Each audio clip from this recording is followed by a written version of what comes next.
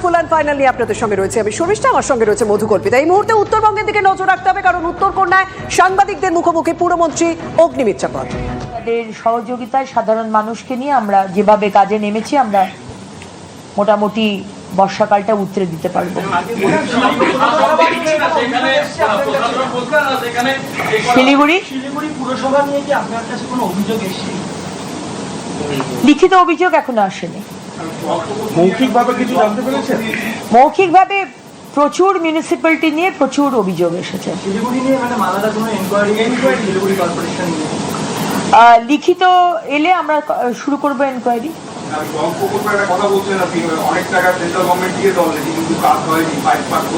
সে তো সারা পশ্চিমবঙ্গে।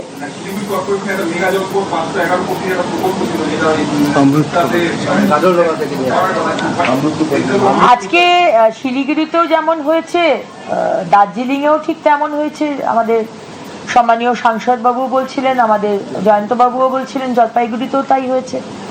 সুতরাং এনকোয়ারি করলে বহু বহু মিউনিসিপ্যালিটি আর কর্পোরেশনে এনকোয়ারি বসবে। এবং বিশ্বাস রাখুন, যারা ভাবছেন যে রিজাইন করলে বোধহয় পর্দার আড়ালে চলে গেলেন, বেঁচে যাবেন, সেটা কিন্তু বাঁচবেন না।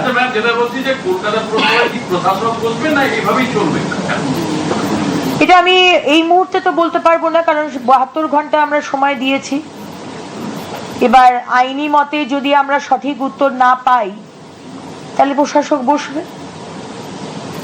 কিন্তু we are waiting for answer, and আমাদের নিয়ম অনুযায়ী 72 ঘন্টা সময় দেওয়ার কথা। এরকম তো বিধাননগর পুরসভাতে যেখানে দেখুন আমাদের সরকারকে কেন আনা হয়েছে, 15 বছর বাংলার মানুষ, উত্তরবঙ্গের মানুষ কোনো পরিষেবা পায়নি। উত্তরবঙ্গের মানুষ তো কমপ্লিটলি নেগলেক্টেড।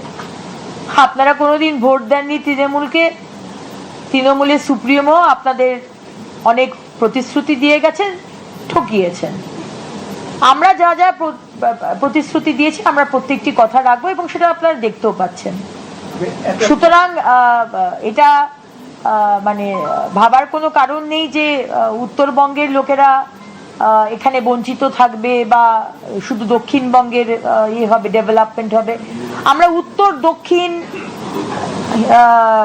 পাহাড় এইভাবে করতে চাই না, পুরো বাংলা জুড়ে একইভাবে ডেভেলপমেন্ট হবে। অ্যান্ড বিলিভ মি, আমাদের মুখ্যমন্ত্রীর নেতৃত্বে আমাদের ফার্স্ট প্রায়োরিটি হচ্ছে ডেভেলপমেন্ট। কে কি নেগেটিভিটি করছে, সত্যি আমাদের সময় নেই।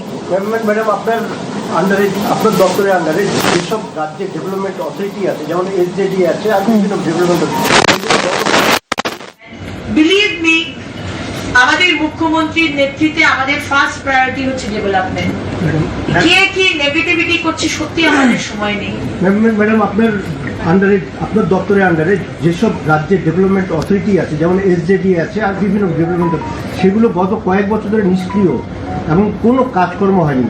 এই নতুন করে আপনার কি চিন্তা? আরেকটা অ্যাড অন করছি দিদি, একবারই এসজেডি এর দুর্নীতি, প্রায় 200-300 কোটি টাকার দুর্নীতি সিআইডি এনকোয়ারি করেছিল। সেই দুর্নীতি মাঝখানে দাঁড়িয়ে, আমি আলাদা করে নাম করছি না, প্রত্যেকটি জায়গাতে যেখানে দুর্নীতি হয়েছে সেখানে এনকোয়ারি বসবে, অডিট হবে। মেয়ে পাচার নিয়ে একটা বললেন যে মেয়ে পাচার হচ্ছে, যে নারী পাচার জেলার দিয়েছে একটা টাস্ক ফোর্স গঠন করে দিয়ে।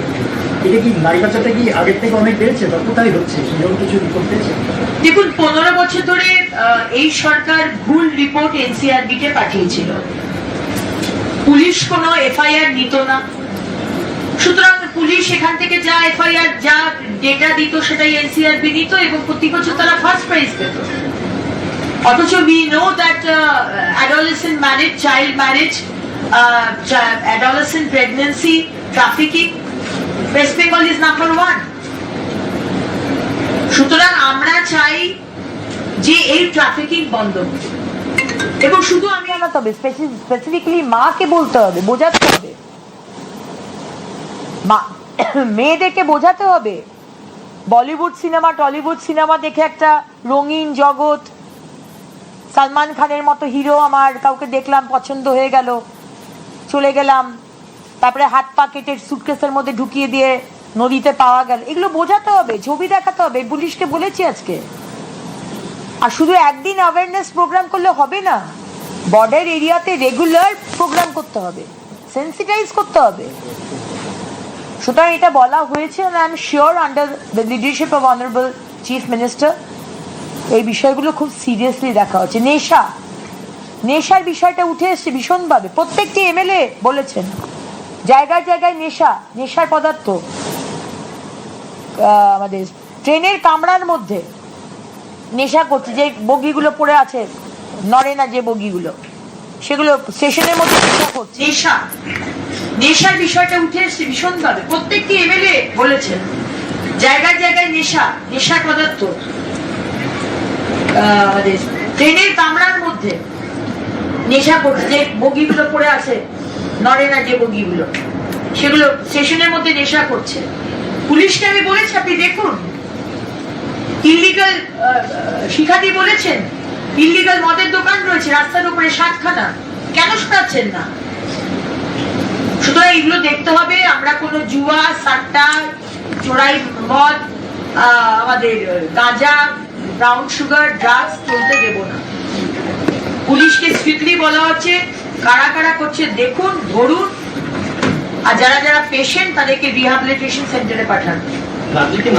একটা যেটা হলো যে পাহাড়ের ক্ষেত্রে, পাহাড়ে আপনার দার্জিলিং এর মিটিং এ আজকে দার্জিলিং পৌরসভার চেয়ারম্যান ডাক পেয়েছে, কিন্তু শিলিগুড়ির এখানে বৈঠকে গৌতম দেব, শিলিগুড়ি মেয়র, তিনি যেমন ডাক পাননি, শিলিগুড়ির বিধায়ক মন্ত্রী শঙ্কর ঘোষ তাকেও বৈঠকে দেখা যায়নি।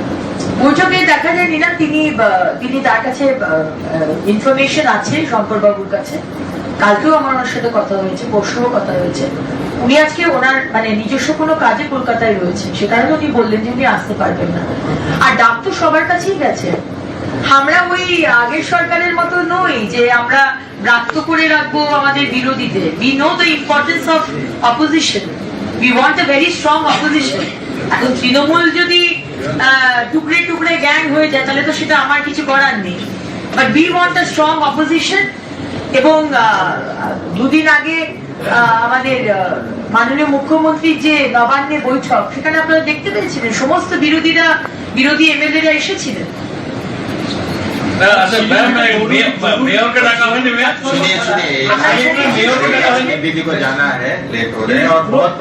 পুর নিগমের সমস্ত কাজকর্ম স্তব্ধ হয়ে আছে ভোটের ফলাফলের পর থেকে, এর কোনো অর্ডার দেওয়া হয়েছে? ফার্স্ট প্রায়োরিটি হচ্ছে মানুষকে পরিষেবা দেওয়া, এবং প্লাস্টিক ইউজ করেন ফাইন হবে।